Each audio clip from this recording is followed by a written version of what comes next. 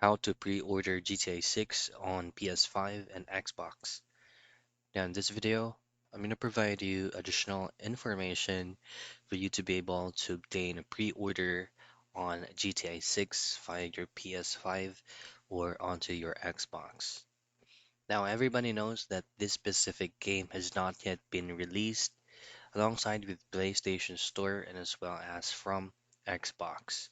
So for you to be able to keep posted if you're one of the member from GTA Plus, then that's also a good sign because you will be notified once this specific game has already been released into PlayStation and Xbox.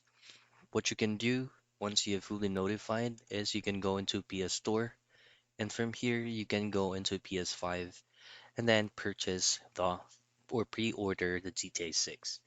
Same goes with Microsoft Store. So again, for you to be able to get or keep posted to get updates when the specific game would be available for pre-order is to make sure that your notifications are enabled from Rockstar Games. And that is how you pre-order GTA 6 on PS5 and Xbox.